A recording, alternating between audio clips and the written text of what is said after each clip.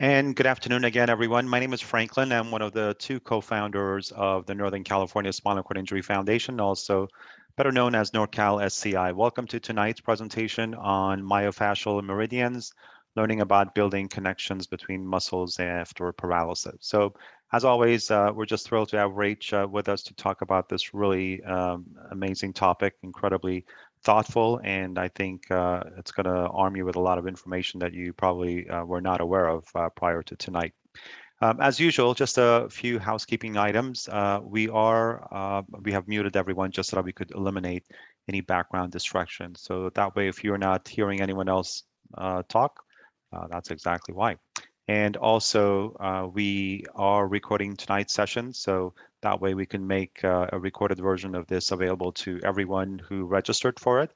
And that way, if you need to refer back to it or share it with any colleagues, you'll have a great way of doing that. And finally, these days, our presentations are being made possible thanks to our generous donors who continue to believe in our mission, and we certainly believe in events like this that help broaden the exposure and knowledge of the spinal cord injury community. So we're thrilled to have Rach with us. And so without further ado, let me get started and introduce her. Rach is a nationally certified Pilates teacher, a certified strength and conditioning specialist, and a movement teacher specializing in working with people with neurological deficits, especially spinal cord injuries, and was just certified actually and licensed as a massage therapist. So welcome again, Rach. Great to have you, and take it away. Awesome, cool. Thanks, Franklin, and as always, thanks NorCal SCI for hosting these. As always, I love doing these presentations because it really teaches more of the educational side of what I do. All right, so let me get a screen share going.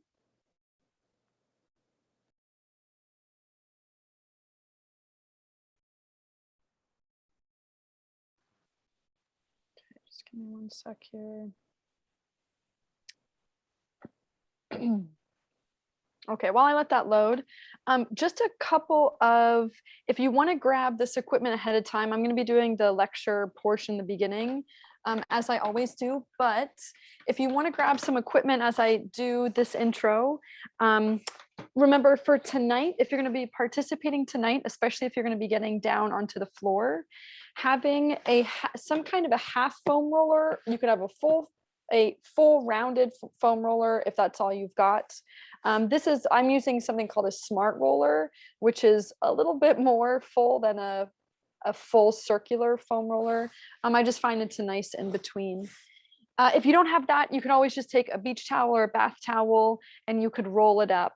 And we're going to be using that to go long ways along your spine. Other equipment that might be helpful is a band. If you want to get this set up, I'm just using like a TheraTube with handles on the end. Again, for that portion, if that's not super realistic for you, you don't have to grab that. And I'm going to be showing you a couple of other things. So if you need like elbow cuffs and or handles for that band, that would be helpful. Again, if you're getting down onto the ground and you're able to transfer yourself, it might also be nice to have a big bolster or something for you to either put your knees on top of or be in like a low kneeling position from. Again, most of that equipment is optional. You don't have to have it, but just to have it handy once we get going. And Rachel, real Okay. quick, Yeah. if I may interject, I neglected to mention that if anyone has any questions to pose to Rachel, just use the chat feature on your Zoom screen. We will have a Q&A session upon the conclusion of her presentation. So I'll feed those questions to her. Thanks, Rach. Yeah, of course. Yeah. All right. So myofascial meridians.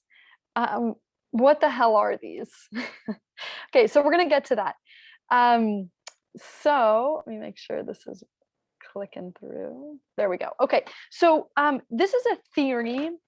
So the myofascial meridians are pathways that run through the body, and I'm going to talk a little bit more about that in a minute. Like many theories, there are people that have been working in these fields for years and years and years, and then there are the people who sit down and write the book on it. So I'm giving a shout out to Thomas Myers here, but there's a whole list of people that works with the fascia, has been working with the meridians long before Thomas Myers was even born. But he is famous for kind of putting this into words, and for his whole platform and the whole method he uses that is called Anatomy Trains. If there are any anatomy nerds out there that really like to know the why and the how behind a lot of this, if you're really into the human body, if there's any like movement professionals, doctors, nurses that are fascinated with this kind of stuff, I highly, highly recommend this book. Mine is sitting in my bookshelf behind me. I reference it multiple times a month. And yeah, it's just a good book to have if you like to geek out on this kind of stuff. Okay, so let's just start with that first word. So what is myofascia? So myo is the root word for muscle. Fascia is the root word for connective tissue. Another way to think about the connective tissue in our body is to think about, so when you open an orange and you peel open the orange and there's all of that, it's called the pith, but the white kind of stringy substance around the orange, within the orange, you're constantly peeling it off just to get to the orange slice. I want you to think of all of that white pith as the connective tissue system, in other words, the fascia of the body. So the muscles of our body they're kind of the show stoppers. They get all of the attention. They're what folks learn about in school. They're what you're taught about when you go to a physical therapist or you see a doctor. They're kind of the star of the show. More recently, I would say in the past decade or so, the fascia is beginning to steal the show. It hasn't stolen the show yet. I'm waiting for fascia to have its 10 minutes of fame here, or 15 minutes of fame. But there's more and more research coming out that is showing that fascia is actually one of the bigger, if not the biggest mover of the body. And I use mover in a very general sense. So this is connective tissue that isn't just collagen. It's not just connective tissue. It's highly, highly innervated by nerves. It's innervated by arteries and veins. And if you were to take out, and I was going to include a photo of this in the presentation, but for folks who get a little bit wheezy when they look at photos of like real human muscle, I decided against that. If you want to Google it, you can Google like full connective tissue system of the body. And there are beautiful, beautiful images of anatomists that have dissected the human body and have taken out all of the muscles and all of the bones and everything. And it basically looks like a full human body. I share that with you just to say that the connective tissue system of the body is bigger and fuller, and it takes up every last inch of our bodies, of our heads, of our legs, of our limbs. It's a very, very full integrative system that's highly innervated by our nervous system. Okay, so I'm going to explain why all of this is important, but just to know that this white pith of the body that is kind of like that of an orange is really, again, in more recent years and in more recent research, is really the main mover of the body and is driving more of our movement and more of our pattern movement than we even know at this moment in time. Yes. And then what is a meridian? So a meridian is just a line of this myofascia, this combination of muscles and fascia and nerves that run together through the body in patterned ways. So you'll see in that photo there of the anatomy trains, there's a bunch of color lines running through that person's body. There's some going down through the center, there's some going down through the side and the back. And the idea of this is that no muscle works alone. And again, I know that in most contexts, whether you're in a hospital setting or a physical therapy setting, or even in many of my past presentations where I have focused on certain muscles, like for example, especially in my shoulder workshop, when I was talking you through the 4 rotator cuff muscles and some of the muscles of your back and your armpit and all of that. And we're talking about local specific muscles. There's a time and a place to talk about the locality and the specificity of those specific muscles. And likewise, there's a time and space, a time and a place to zoom out and to look at the human body as this more global integrated structure that moves in patterned ways. So we can look at the muscles individually, but then we can look at the muscles in these chains or in these trains, as Thomas Myers likes to use, in these meridians that work together. And I've talked about these before in prior presentations, but you know, how our neck muscles connect down into our abdominal muscles and so on. How our armpit muscles create an X in front of our body and cross in front of our stomach, creating, connecting our abdominals, again, going further down the body. So it's just looking at the body in this more integrative method that allows us to connect some fuzzy or some sleepy areas of our body to better, more connected, more activated and more engaged parts of our body. And then I'm piecing through this presentation. I'm going to be talking about, I'm going to be pulling, as I always do, from prior presentations. So I've introduced a few theories to you now. I've introduced to you the motor development stages of a baby and how we can use those motor development stages of a baby to progress through a home program, an exercise program within one day, within weeks, within months, and within years. I've also talked about the Bartini fundamentals, which is just another system, another movement system that helps connect the sides of the body, the top to the bottom part of the body, the contralateral system of the body, so working the left working with the right and vice versa. And this is just yet another theory that's going to come into play here. So as I talk through some of these meridians and we get a little bit more specific with how you can start to work with these meridians in your body, I'm going to be naming some of those motor development stages, some of those Bartini fundamentals that I've talked about more extensively in prior workshops. So I'm going to direct you to those if you haven't seen those workshops yet. And if this is all new to you, and or if you forgot because I taught it a few months ago and it goes over your head, no worries. But I just want to start to piece together all of these presentations so that I can show you my methodology and what I use with my clients and how all of these methodologies are all interconnected. Okay, so why are myofascial meridians important?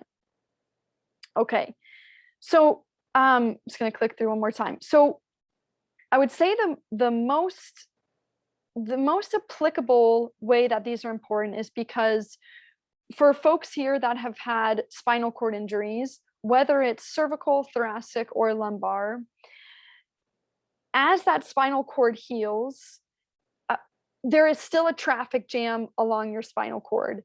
The signals still clearly aren't being sent all the way through the bottom of the spinal cord. So how we're going to use this whole myofascial network throughout your body is we're basically using this myofascial network as a detour around the traffic jam.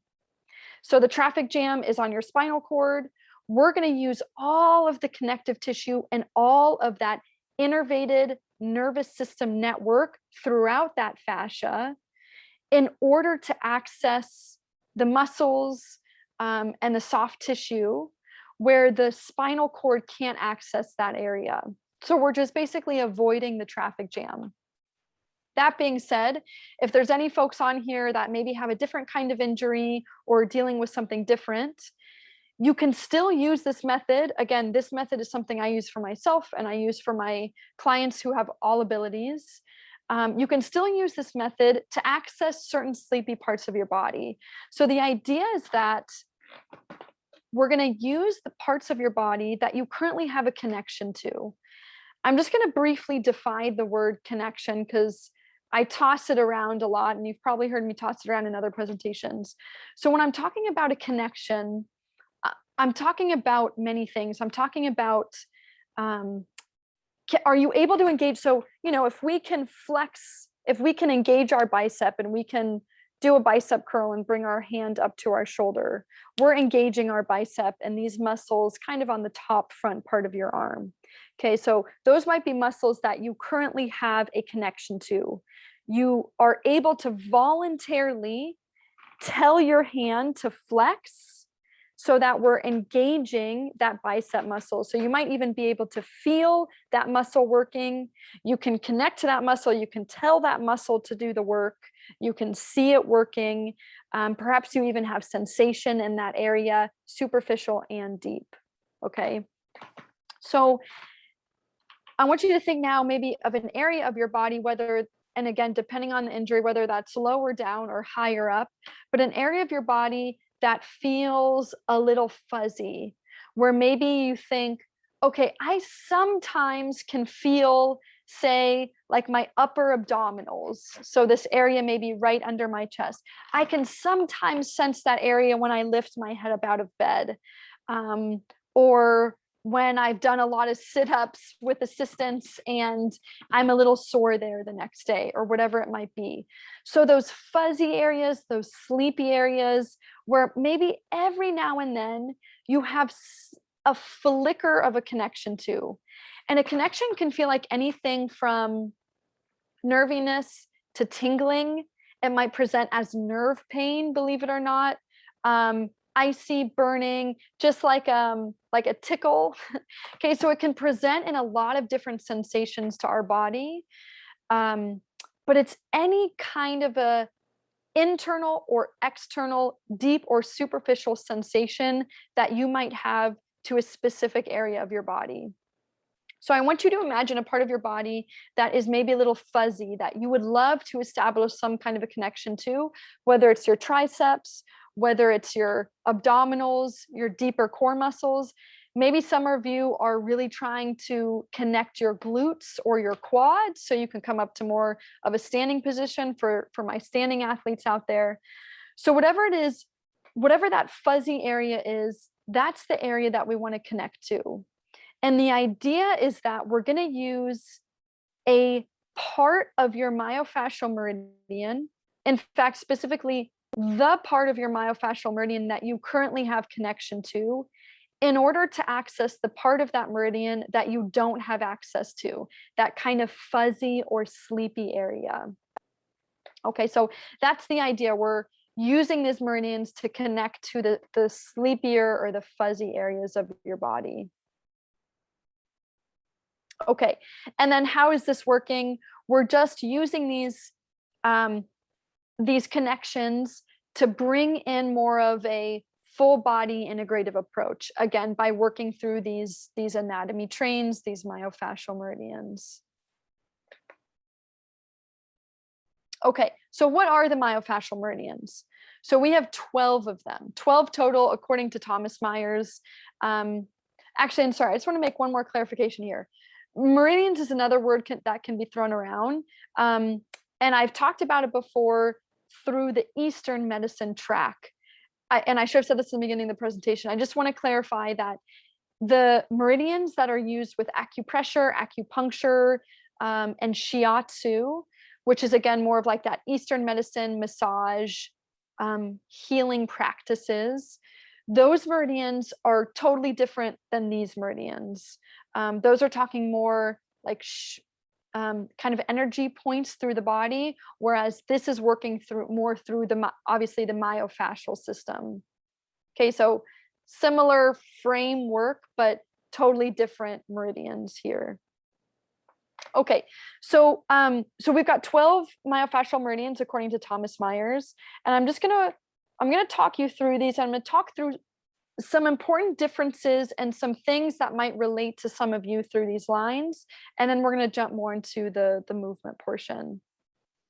Okay, your deep front line. This can be many people's kind of arch nemesis with this line. This line is the deepest, most core center part of our body. It connects all the way from the roof of our, the floor of our mouth. So it's some of our tongue muscles. Okay, so really sensitive areas that we first connect to right when we come out of the room, right when we come out of the womb, when we're latching on to the mother, when we're establishing that connection, when we're sucking. And I say all of these things because there are many problems that can go wrong in the mouth and the jaw and the tongue and the swallowing and the sucking area. Even those things that might happen to you as a baby or an infant can affect you later on in life. Okay, so I mention this because our deep front line can be a very emotionally impacted line. Some folks say it's kind of like where the soul of your body resides. It's where we hold fear, pain, grief, all of those emotions. There's also emotions associated with all of these lines, and I'm not really going to get into most of that, but I just want to mention this as I talk you through this line, it will make a little bit more sense. So again, just something to think about. It then connects to our really deep neck flexion muscles. It goes deep through our rib cage to help with some of our secondary breathing muscles in between our ribs. It's our diaphragm, our main breathing muscle, and a muscle that is usually impacted with spinal cord injury. Down into the pelvic floor. Again, that's part of your core. And then down into your adductors and kind of the inside. Adductors are your inner thighs, and then down the insides of your legs. So again, highly affected by folks who have experienced paralysis for a few reasons, because of the diaphragm and the innervation to the diaphragm that's usually affected, and also because you're in a seated position for folks that are in wheelchairs, and those deep adductor muscles, again, the inside of your thighs, and deep hip flexor muscles are often shortened and tightened when you're in a seated position all day. So this myofascial meridian can use a lot of love, okay? And I'll talk a couple of ways to access that. One more thing I want to touch on with this meridian is that it's compromised. So we have a few different types of muscle fibers: fast twitch and slow twitch. The deep front line is compromised primarily of slow twitch muscle fibers, which really is just a fancy way of saying this meridian and the muscles within this meridian are all endurance based. They're in it for the long haul. They're like, look, we're going to help you breathe. We're going to help you swallow. We're going to help your pelvic floor work in a healthy way. They're in it for the long haul. They're working constantly.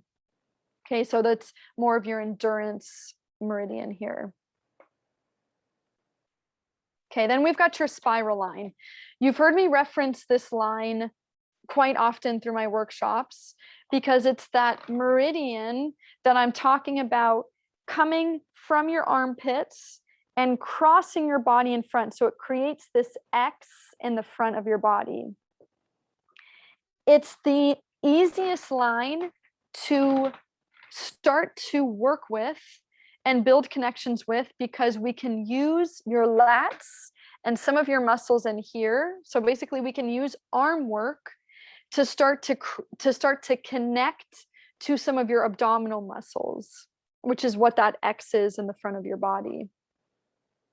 And then that line goes down, it spirals the inside of the foot, as you can see. Excuse me, actually, it's kind of hard to see in that drawing. It kind of creates a stirrup with your foot. So it comes through the inside and it comes up the outside of your leg and kind of up the back side of your body. Okay, superficial front line. This is another great line to start with if you're a little confused about where to start. This line includes your two biggest primary neck flexor muscles, which is your sternocleidomastoid, this big muscle in front. When you turn your neck side to side, it's the one that protrudes out into your hand. And it's the muscle that helps lift your head up, especially when you're on the bed. Okay, so, and again, I'm going to reference this later when we're doing exercises, how if you have connection to your SCM, and most of you do, no matter how high up, if you've got a cervical spinal cord injury, you've most likely got at least some access to this muscle here, to the SCM. You can use some neck exercises to connect down into your abdominals. So the superficial front line is the line that is responsible for that six-pack abs. Okay, but it's that rectus abdominis in front, and then it connects to your quads. So for my standing athletes, for those of you that maybe have a pretty strong upper body, but you're wondering, how do I establish more of a connection, more muscle activation through my quads to do some standing work? This is a good line to work.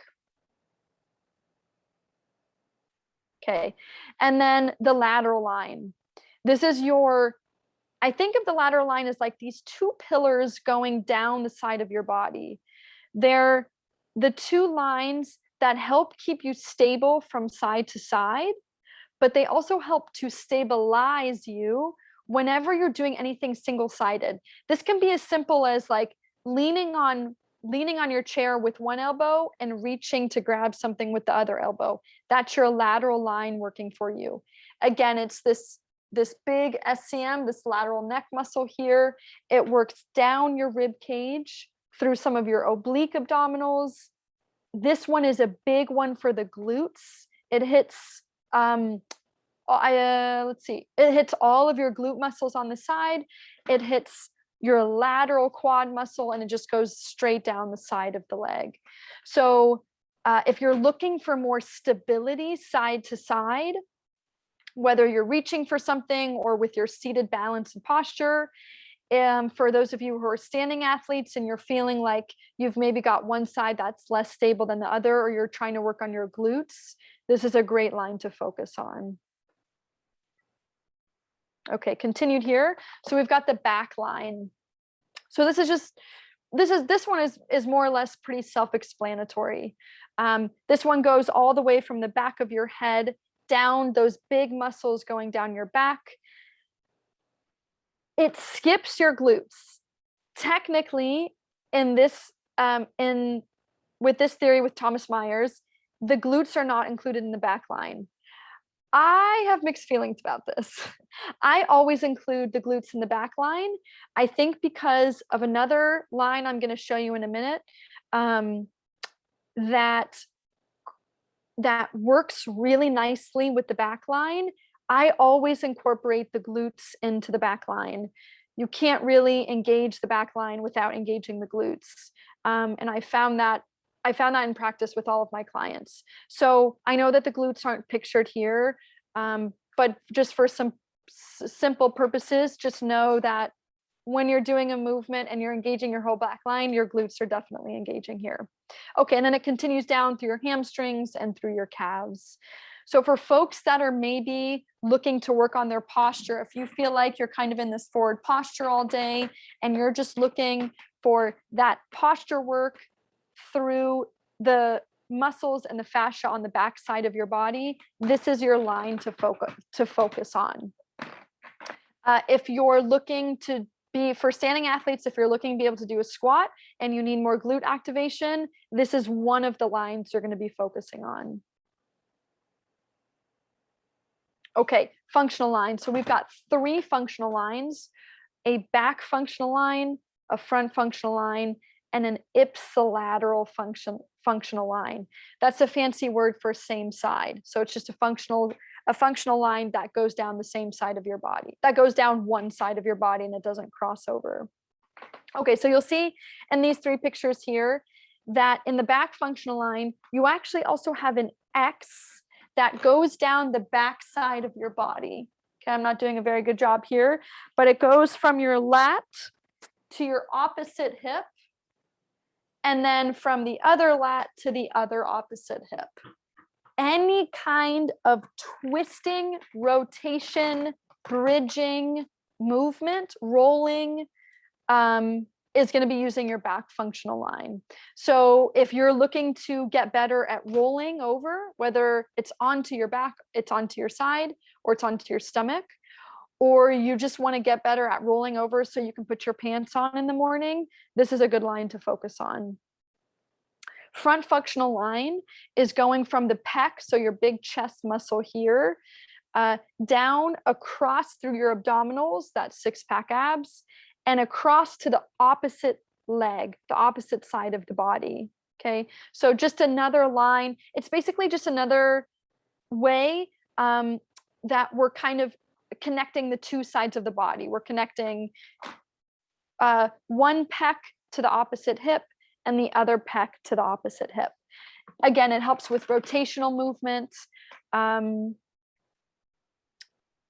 It helps with rotational movement. So for folks that, again, if you're looking to work on rolling, if you're doing any, even just like seated rotational kind of stuff, standing rotational kind of work, this is a good line to focus on. Last functional line is the ipsilateral functional line. And it's kind of hard to tell from that picture, but that line stays on the same side of the body. So it goes down your lat through your obliques, your external obliques on the side, and then it comes down, let me point this down, it comes down through that leg and attaches on the inside of the leg. So it stays on the same side of the body. Okay, and again, that's also really good. This is a good line for lateral stability. This is also part of your lateral line, so it kind of works in conjunction with your lateral line. Okay, last thing here, your arm lines. You've got 4 arm lines. A superficial front arm line, a deep front arm line, a superficial back arm line, and a deep back arm line. Main things that you want to know with this one, for those of you that like cervical folks with a cervical spinal cord injury, working on this will be more applicable to you, especially if you want to be working on like hand work or grip strength or anything in there. Let me make sure I'm saying this right. So grip strength typically comes from these last 3 fingers. Okay, and that's connecting through the flexors in the front of the arm, going to your pec and your lat. Okay, that's your grip, that's your main muscles your pec and your lat are the main muscles that your grip strength is going to connect to. So when you're working on things that are grip strength related, again, just knowing that that's where that's coming from, this is where it's originating from, can help you to then work on grip strength. And on the other side of that, the back arm line is working more through here. So it's working more on your extensors. And then that's also working more on like some of your posture muscles, the muscles in between your shoulder blades to help you pull the shoulder blades back. Okay, moving on. So how to work with the meridians. Okay, so I've given you some examples, but if you're still feeling a little bit confused, walking through this, so thinking right now, again, where would you like to establish more of a connection in your body? Maybe you have a few places in mind. Maybe you're like, yes, I want to work on my triceps. I want to get my triceps stronger. Okay, so based off of that, you're going to pick an appropriate meridian to work. So actually, I'm not going to pick one in the arm. I'm going to, just for purposes of where I'm going with these exercises. So let's say I'm good with some of my arm work, but I kind of have a fuzzy connection to my abdominals, maybe especially my lower abdominals. I want to pick a line where I know that that meridian runs through that area. So for example, if I know that I have some pulling strength, I have some lat strength, I can do these kinds of pulling, pushing movements with my arms. I'm maybe going to start with the lateral line, or sorry, not the lateral line, the spiral line, to start connecting to that X in the front of the body. So that if I'm doing some pulling arm work, I can really start to connect. Okay, cool. I've got some of these bigger pulling muscles in here. Can I start to access some of my abdominals coming across the front of my body? Yeah. And then noting, okay, so what do I have a connection to? Okay, well, if I've got a connection to my lats, to my chest, whatever it might be, how can I use that to connect to the sleepy areas along that meridian? Okay, great, awesome. So we'll go right into some of this. So I'm just going to show you. Oh wait, you know what? Hang on, I'm going to go back. Yeah, I just want to say one more thing with this slide. Also think about, just in your daily movement, how can you start to apply some of these concepts into your daily movement? When you are in the morning, when you lean against your chair and you're reaching for your water glass, how can you think about, maybe if I can push through this lateral line, this lateral pillar I have on the side of my body, does it help me grab this cup of water any more efficiently? Instead of letting my ribs collapse and my head kind of turn to the side as I grab for this water, can I visualize and work through some lateral movements and some lateral strengthening to stabilize me over here so I can grab that cup of water? Okay, so just thinking about how you can pull this into your day-to-day movement also. Okay, so I'm just going to click through all of these. Okay.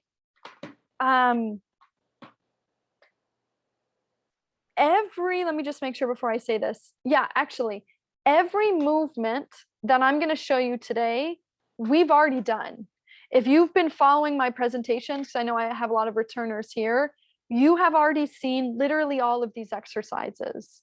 There's nothing new or fancy here, which is good news and bad news, right? Let's say it's good news. So you're familiar, hopefully, for those of you that have been following me, you're familiar with a lot of these movements, but I want you to start to think of these movements in a more integrative way using these myofascial meridians. Okay, so I'm going to be just showing you a few exercises from each of the main lines.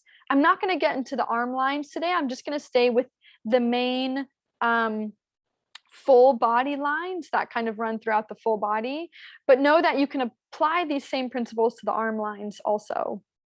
So again, no new exercises if you've been following me. So I'm going to go through these exercises kind of quickly, but I'm going to give you things to think about. All of these exercises have like seated and standing variations. So for my seated, so there's going to be something for everyone, whether you're a seated athlete or a standing athlete going through this journey. Okay, let me just make sure. Okay, great. And then you've got your animal slide as the last slide, as always, right? Okay, so let me stop sharing this so I can expand here. Okay, give me one sec.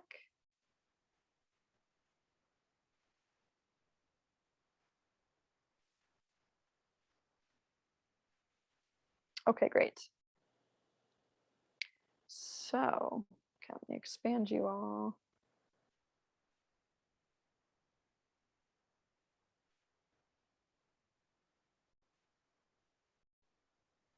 To move all of the things on my screen so I can see you all and the exercises I want to get to. Okay, so we are starting with the spiral line. Okay, again, this is one of the big ones. This is actually not only where I start most sessions, I shouldn't say start, it's what I include in most sessions with my folks that have spinal cord injuries. It's also what I use as an assessment tool. This is a great exercise. You can't ever go wrong with this one. Okay. So if you were transferring down to the ground, now would be a good time. Otherwise, I'm just going to talk you through this here. Okay, so we're getting on the foam roller. This is called head-tail foam roller, just meaning that it's going long from head to tail. If you need to add a bolster under the knees, you can add a bolster under the knees just to give you a little bit more stability here. Okay, the point of this exercise, as you can see, it's creating an unstable surface, and it's forcing you to balance from a position that is horizontal. We can do seated balance, we can do standing balance. This is how we do balance from a lying down horizontal position, okay? Because if I'm wiggling around, or as I start to pull straps and do some arm work, I'm really gonna have to fight against gravity to not fall off of this foam roller, okay? So what I'm working here is the spiral line that comes as an X across the body. So typically what I start here with people is and I'm usually sitting down here and I'm holding their hips. And again, for time purposes, I'm not going to show you, I don't have two people today, obviously, and I'm not going to show you the spotting. I'm just going to talk you through the exercises because I've showed the spotting in a couple of my other videos. So I'll just start and I'll have folks on the foam roller and I'll just have them get used to it. This is hard for everybody, no matter what your ability is. When you get on this kind of an unsteady surface, it really forces you to come into a more proper alignment and to engage your whole spiral line so that you don't start to fall off, okay? So if I'm starting to fall off this way, I'm looking at what line of my body is lengthening. And it's going to be a combination. I'm using the full spiral line if I need to pull myself upright, but I'm really going to pull so that I bring that fallen rib and I connect it with the hip that is still kind of half on the foam roller. Okay. And then vice versa going the other way. What would make this a little harder is if I ask the person to lift both hands, because now I don't have that surface to hold on to. So now all of a sudden I'm trying to balance with no hands on the floor. Believe it or not, most of the time, it's easier to lift both hands off than it is to lift one off. Because when we lift one off, we have a greater chance of falling towards that arm that's lifted. Whereas when we lift both off, we can kind of gauge where we need to be. So I'll have them lift both off and we'll do a few lifts there. And then I'll have them lift one off and you'll figure it out pretty quickly. I mean, there's nothing like instant feedback when your body does something wrong and it starts to tilt off of a foam roller, okay? So then we'll do alternating arms.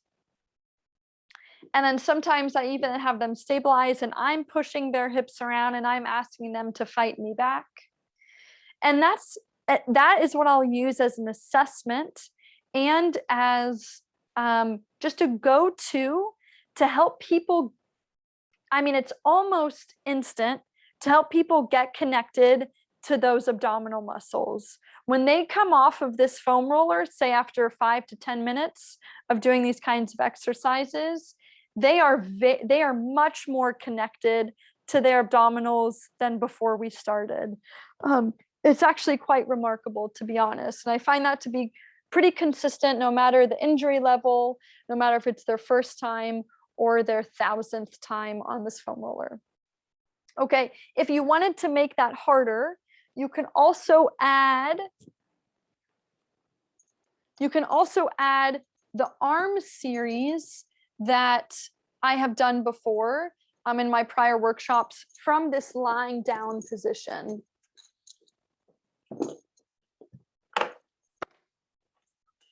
So what that might look like, just going to back up a little bit. As it maybe gets easier for you over time, make sure you can still see me. as it gets easier for you over time, you can just start to add in resistance. And resistance can just look like a therotube coming into an arm series here. And again, I've showed you this arm series before, so I'm not going to talk you through the full thing, but you can do double arm pulls, alternating, tricep presses, like snow angels coming up and down overhead. So there are many things you can do with the arm series, but it's just an added layer of a challenge there. Okay. Moving on, so your lateral line, and actually let me clarify, when we're doing head tail foam roller, we're not just working your spiral line, we're also working your lateral line. Okay, so that line that comes up and down the body. Those two often work in conjunction with each other. It's kind of hard to work one without the other for the most part. Okay, so I also have head tail foam roller listed for the lateral line. I also have towel slides. I'm just realizing I forgot a towel, so let me grab a towel.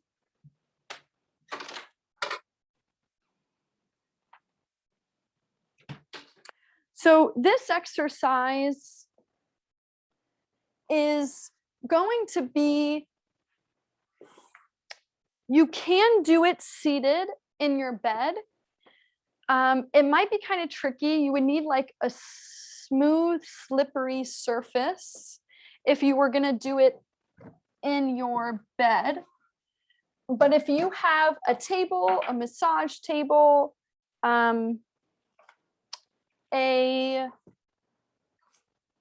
any kind of a surface that you can slide a towel on. Towel slides are a great way to work your lateral line. Again, you're going to have to get creative with your setup. I'm just using my coffee table.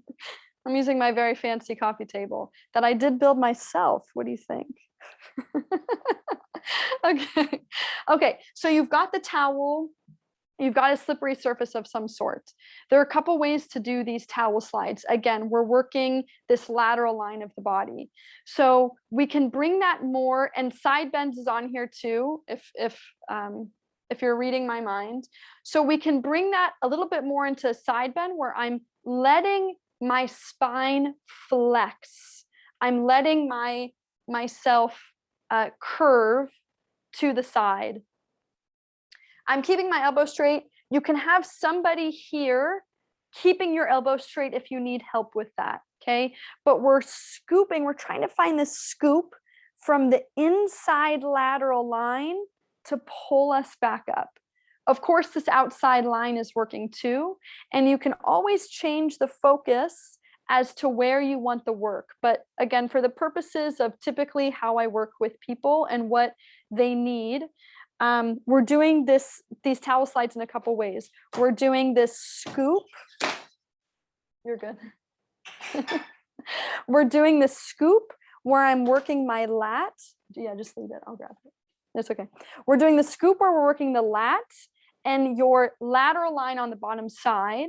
Okay, so coming in and out kind of in this flex position. And then we're working more of this teapot tip where now I'm going to keep my lateral lines the same length. I'm going to keep my spine the same length, and I'm going to bring this sit bone with me. So notice as I do this one, I'm not teapot tipping. I'm not, curving my spine. I'm bringing my spine and I'm bringing my hip with me. So now the work, more of the work is in this lateral line here. Again, how you're spotting as an assister or a movement professional or a caretaker might vary in a couple of different ways, but the main thing you want to be telling your person or yourself is the work is going to be in this lateral line here. And notice, so I'm not like this, I'm bringing that hip with me as I slide in and out. Okay, those are a great way to work your lateral line. One that I know we've done before is just the good old side bends. You can always add a weight if you want. Okay, so dropping down on one side and pulling up on the other side. And again, that's mainly working that opposite lateral line there. For my standing athletes, the lateral line is really going to kick in anything single leg or kneeling related. So if you find that when you walk or when you stand, you have a hip or a side that's always collapsing on you, something where the hip pushes out and you're not really feeling much engagement in this glute or perhaps even up through the side of the body, then doing any kind of single leg work, and that can be as simple as just like a hip lift or a hip hop. I think I showed this exercise in my TheraBand class where I had you standing on a yoga block. You don't have to be standing on a yoga block or an elevated surface, but it just helps. Okay, where I'm kind of doing something like this and I'm working this whole lateral line. This whole lateral line is going to start to burn. And again, you can be holding on to a walker or parallel bars or whatever it is there. You can do the same thing in a kneeling position. Okay, again, maybe on an elevated surface, you're doing the same thing. You're working the same lateral line. You've just taken the lower leg out of the equation. Okay, so that's a bit, that'll be more appropriate for my standing athletes. Okay, moving on to the front line. Anything abdominal, any abdominal flexion exercise.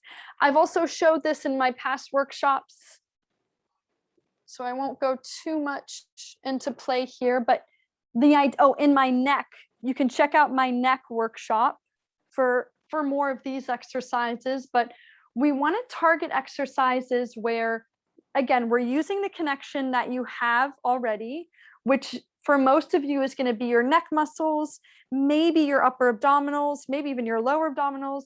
And you're just going to work on, remember, eyes down, give yourself a double chin, tucking that chin in, lifting the head off, lifting the shoulders off if you're able to. This is just a simple ab curl here, and then slowly lowering back down.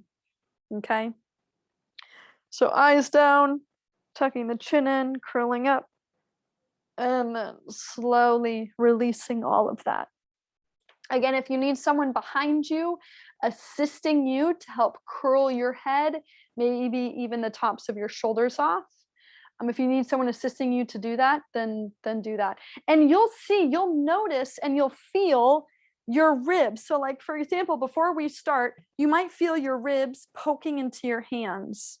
But as you lift your head, you'll feel the abs pull the ribs together. They kind of knit them together like a corset. And that means that those upper abs, that front line is engaging for you. So that's a really good thing. You're also going to be working your front line in any seated arm work where the attachment is behind you. So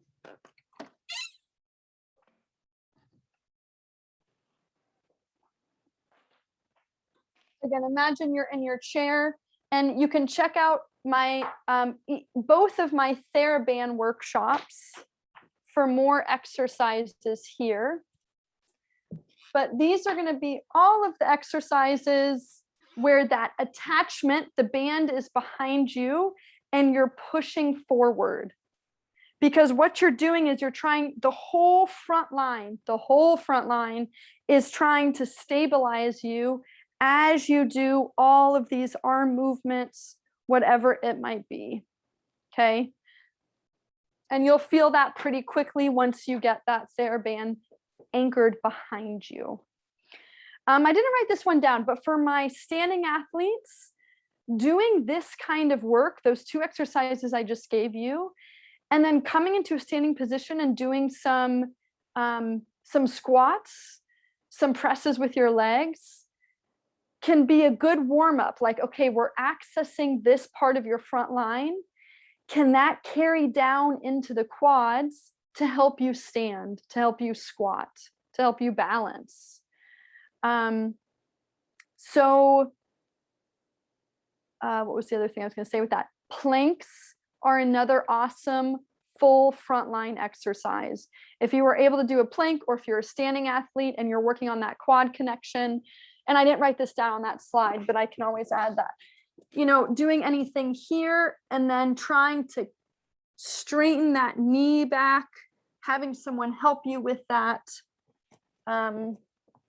That is another awesome way to access the front line, because that is a full frontline exercise.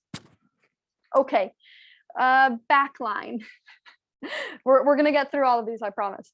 Back line. So this is anything now that is posture related. So that can be working your back line, can be as simple as, again, in your seated position in your chair, just doing lean forwards. So I lean forward, my hands are going to help me only as much as I need, but all of my back muscles going from my head down my neck, down into my glutes are going to help pull me back against my chair. Okay, so hip extensions, leaning forward and then leaning back, however you want to think of these. You can even have like a bolster on front of your lap if you need a little bit more support. And you're just thinking of that whole back line activating to pull you upright. On the other side of that, your arm series anchored from the front. Okay, so again, imagine I'm seated in the chair. Any arm work where you're pulling and you're facing that TheraBand is going to be activating the back line. It's also going to be activating all of your arm lines, depending on the movement you're doing, all 4 of those arm lines. But because you're fighting against that TheraTube, that TheraBand, it's also activating your entire back line going down your back. Okay, so any arm work from the front is also going to be working that. Okay, for folks that have a little bit engagement in their glutes and are looking to strengthen that engagement and that connection, bridges and half bridges are again another backline movement. So let's say you're okay, you might be a T or an L level, you've got some good strength and connection going all the way down your back, but the glutes are still a little sleepy. Okay, so maybe having someone assist you with these, you can have like a towel under your hips or what we call a booty basket, and they can be helping you press your hips up and down into a bridge. Okay, you're just being mindful when you're doing this bridge that you're not doing it from your ribs. So here, I'll put my arms down. So notice right here how I'm just pushing my ribs up, but my hips aren't following. Okay, it's okay to press down into the ground with either your elbows and or your hands, but making sure that the ribs aren't flaring. So we're keeping the front of the body engaged. We're kind of creating the sandwich between your front line and your back line so that the movement isn't just coming from your ribs.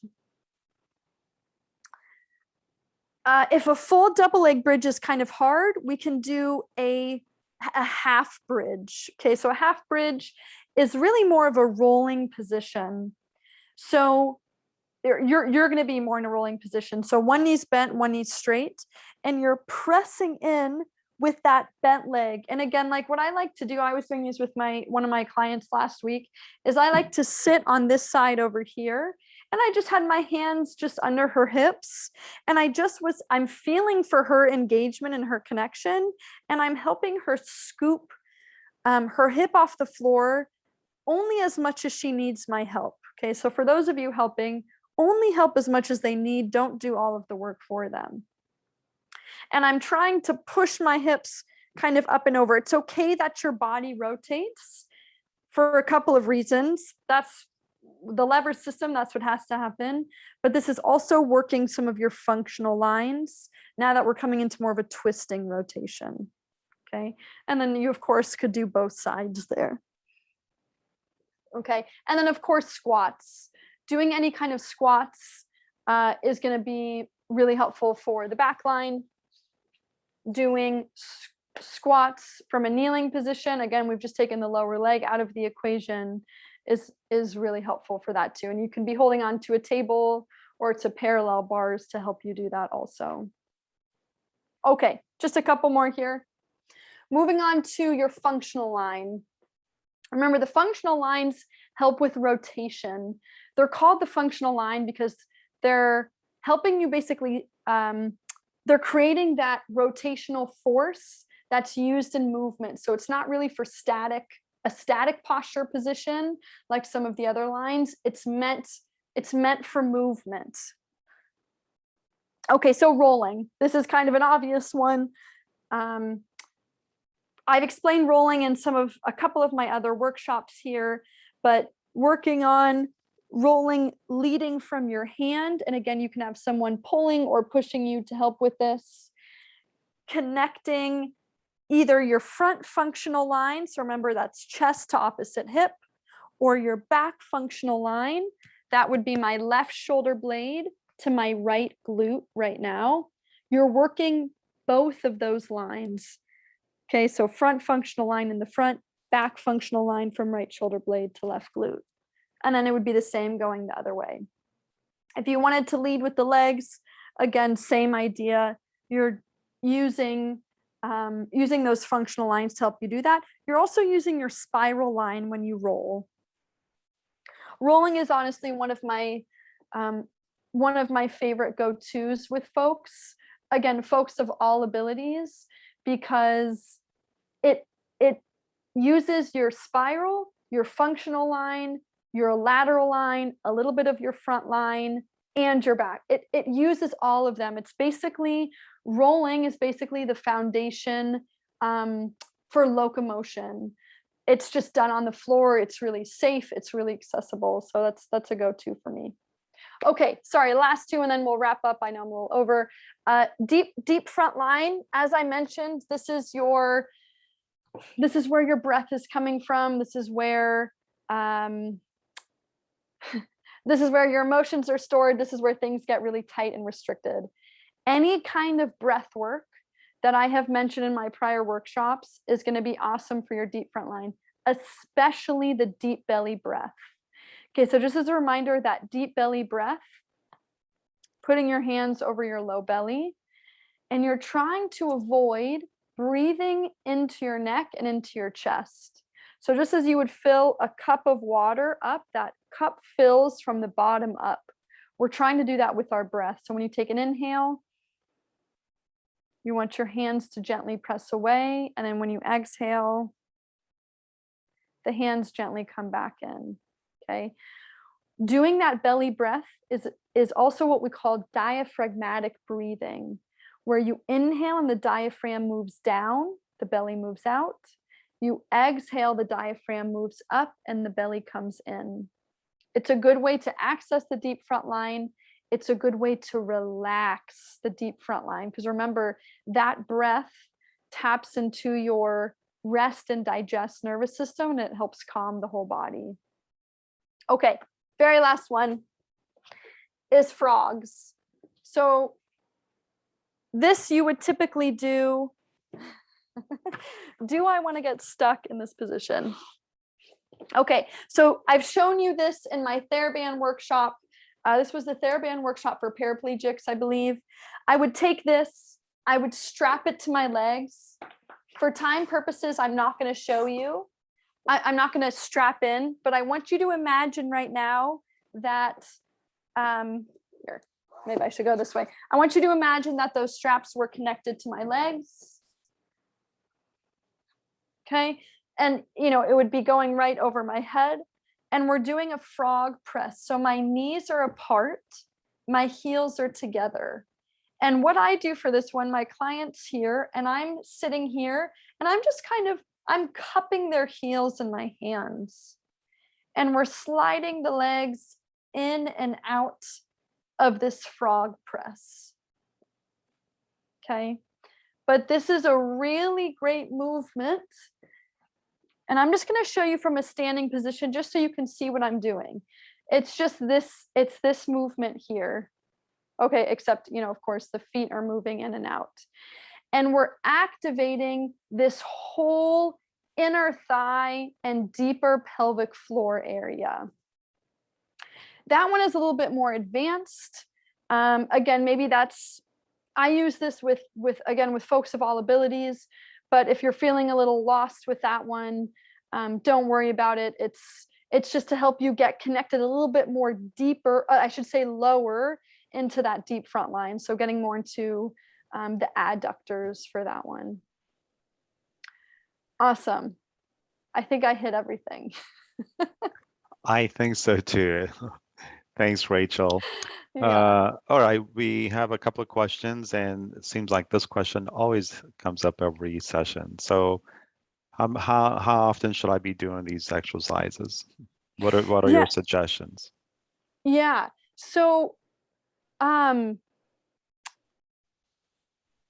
it depends. Yeah, I always have a hard time answering this question too. It depends on your movement routine. If you have a movement routine and you can just incorporate some of these principles into your movement routine, and that feels more realistic for you, do that. If you don't have a movement routine and you're like, I'm going to take some of their exercises and I'm just going to take it and see what happens, I would say, doing these like a minimum of 2 to 3 times a week, doing as many of those exercises as I have listed there, that are accessible for you and or a caretaker if you need an assister. And then with reps and sets, with my clients, like, first off, I would never spend more than 10 to 15 minutes on top of the foam roller because it can get kind of uncomfortable for the back. So you can start with some balancing there, and then you can move into arm work. You can do 10 minutes of that. You can do like one set of everything else I showed you, and you've got anywhere from like a 20 to a 40-minute routine. So you're basically doing these exercises and these movements until you're bored or until your form. Really, my rule of thumb is once the person's form goes, that's the end. So I usually don't ever set a, like, okay, we're going to do 20 repetitions of this exercise. I'm watching the person. If they start to lose it, I'll verbally or tactile, I'll use a tactile cue, like I'll touch their rib cage or something. I'll let them go a few extra reps and then we'll take a break. So yeah, go until you can't anymore. And or if you're feeling really strong and you're like ready to progress or move on to the next thing, then move on to the next thing. That could be 20 reps, or that could be 100 reps of like some of the arm or some of the leg exercises, the frogs or whatever it might be. So it's totally dependent on you. Right. You mentioned a couple of times the resistance band training that you did for quadriplegics and paraplegics. Would you say that this would be an ideal sort of session to do in conjunction with any kind of resistance band training? Yeah. I would say that it's a really good, those 2 TheraBand workouts that we did, do those workouts again and visualize the myofascial meridian that you want to be working on and focus on that meridian. Do the exercises that target that meridian, do some tactile cueing of that meridian, give that area a scratch, shake the legs up, tap the back, tap the shoulders, whatever area you're trying to wake up, do some tactile work there, and then do that TheraBand workout with that myofascial meridian in line. Okay, in great. mind. Yeah. All right. We didn't have too many questions. This last question, where did the term functional line come from? Yeah. So then these aren't very fancy names. The names of all of those lines came from the Anatomy Trains book by Thomas Myers. So those are the official terms that he uses. Functional line, back line, superficial front. I mean, they're pretty self-explanatory, but yeah, he calls the functional line, those 3 functional lines, the functional line, just because those are less seen in static postures and they're more seen in dynamic movement patterns. So that's the explanation he gives in the book. But yeah, those are all his names. Okay, fair enough. Yeah. We didn't have any other questions. So everyone, I'm going to include a few of the links that Rachel mentioned, especially a couple of the previous sessions that she has done for us. That would be good for you to refresh your memories. And of course, all of Rachel's past recordings of her presentations are on our website. So go to norcalsci.org, and there's a section there there's a tab called videos, and then just scroll to the virtual presentations, and you'll see not only Rachel's, but all of our past presenters there. So thank you, Rachel, again. As I mentioned, everyone, we have been recording this. So tomorrow morning in your inbox will be a copy of this presentation for your review, and hopefully you can share it with others that you think might benefit from it. Thanks again, Rach. Great to see you, and look forward to seeing you again next month. And have a good night, everyone. Okay, thanks for joining us. Yeah, Bye-bye. awesome. Thanks so much. It's good to see you all. Have a good evening. Bye-bye now.